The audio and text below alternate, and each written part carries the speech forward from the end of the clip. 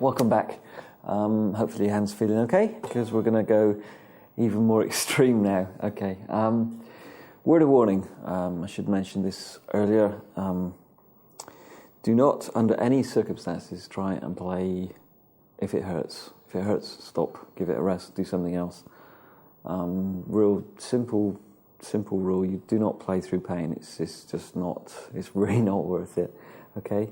So hopefully, if you're following some of the tips as we go along about the left-hand thumb, about the breathing, about keeping the shoulders as relaxed as possible, not pressing too hard with the fingers, hopefully you shouldn't feel too bad. You might feel a slight burn there where you may be using muscles that you haven't really used before. So let's go on with this next bunch of. I'm going to do some more legato exercises just to get the left hand a bit more loosened up.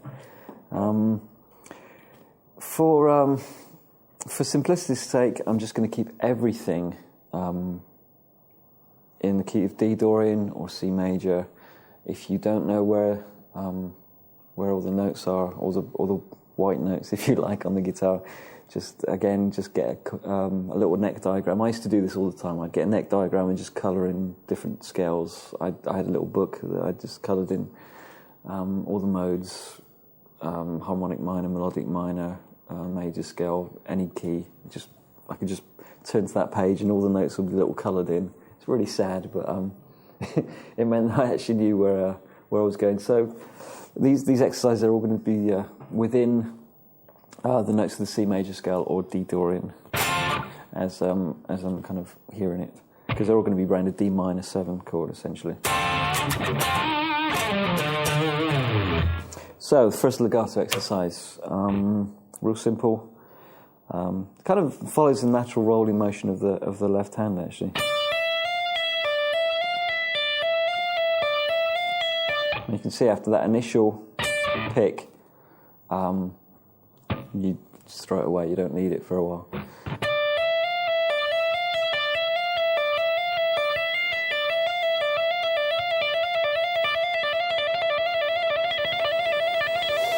Keep breathing. You should feel like you're on a beach somewhere. You should be that relaxed, I'm serious.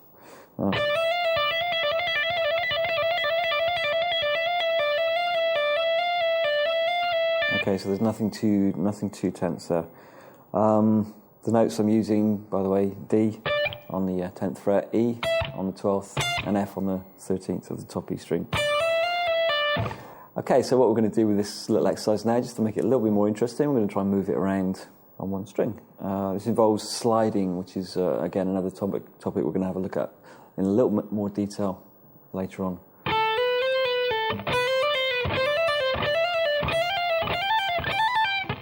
First of all, you need to know where all the notes are in the scale of D Dorian, C major on the top E string.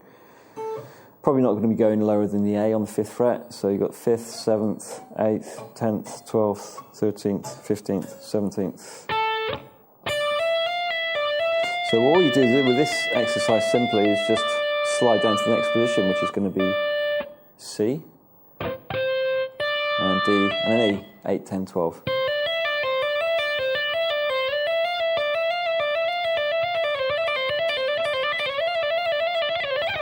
Woo!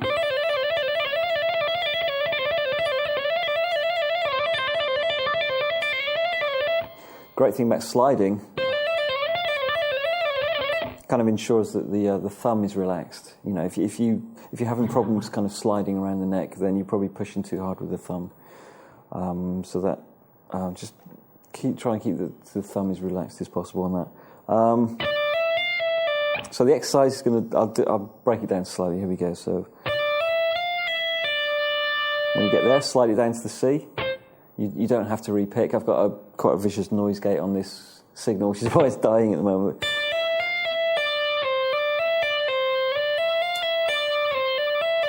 So that's what we're looking for, okay? 10, 12, 13, 12, 10. And then slide the first finger down. 8, 10, 12, 10, 8.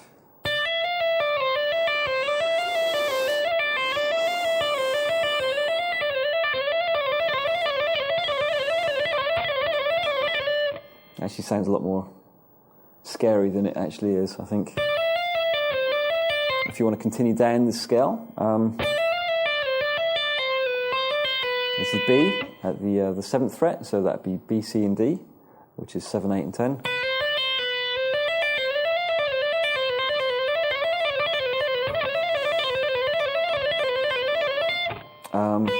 Continue down to the A, which is going to be A, B and C. In fact, what we could do is just take that little exercise.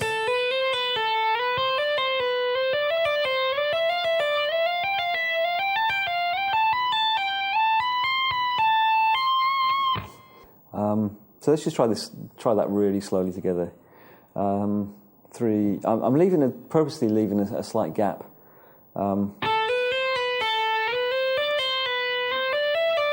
After each phrase, although when you speed it up, you're not necessarily going to do that. I'm just doing that for timing purposes.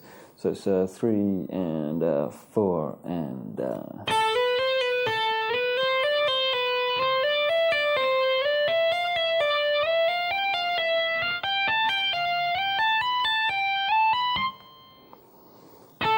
Same thing again, 3 and 4 and.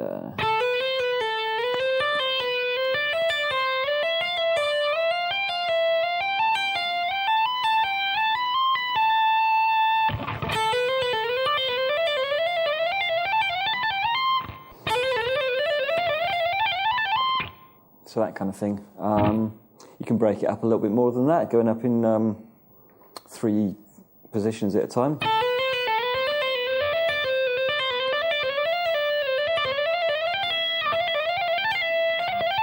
That kind of thing.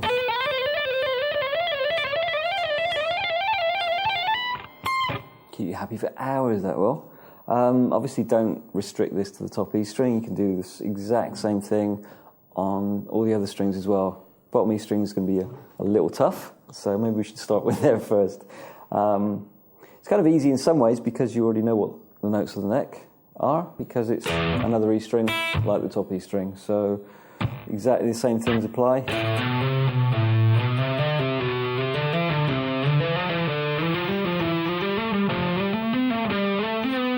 Ooh, gets a little tight up there.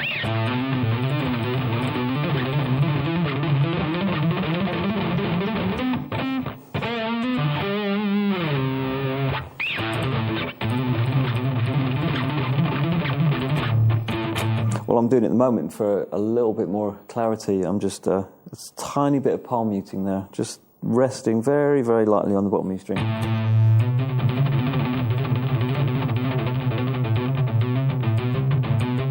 Just adds a little bit more definition, as opposed to that, which you can probably get away with most things on doing that.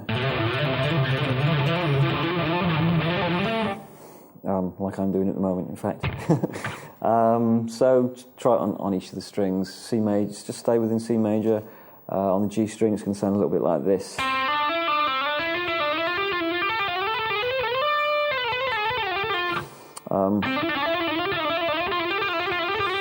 That's one thing we haven't done yet, is go back down. We'll do that in a sec, actually.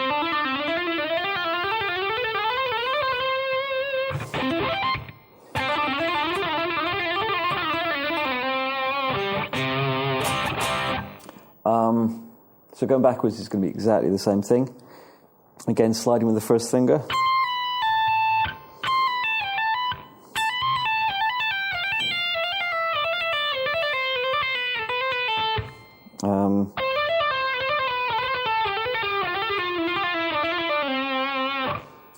Again, it might look like I'm doing something with the right hand, but the only thing the right hand is actually doing is muting all the other strings, so that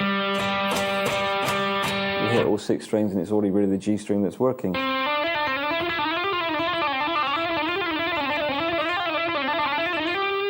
And all the notes are being produced by the left hand, either hammering on or pulling off, much like the exercises we started with in the first section. So really this is just muting all the other strings apart from the G string.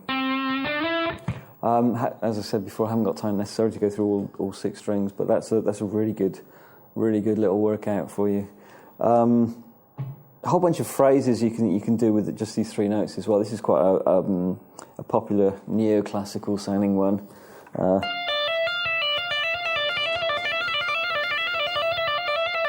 Great for the little finger, this one.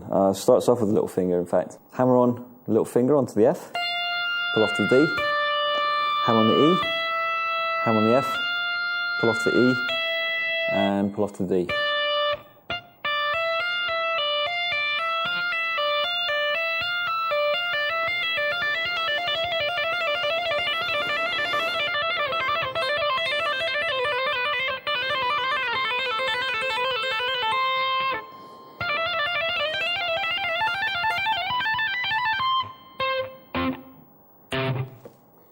So, that kind of thing.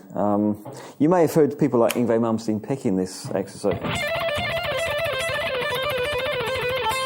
And it works great as a picking exercise as well. Maybe we'll include that in some of the later exercises. Okay, but for the moment, we're just going to produce all these notes with the left hand.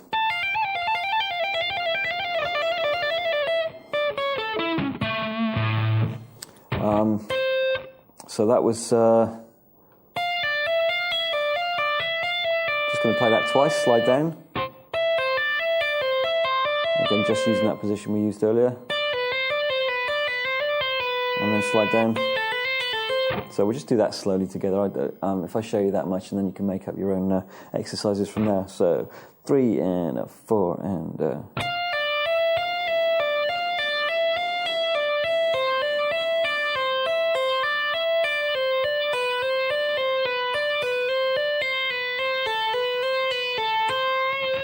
And do the same thing again. I'm going to play harmony with you, so it should sound quite cool. 3 and a 4 and...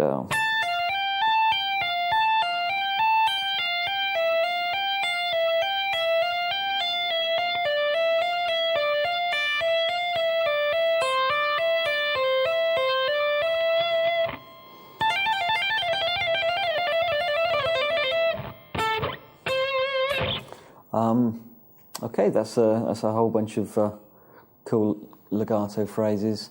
Join me in the next section and we'll have a look at some more.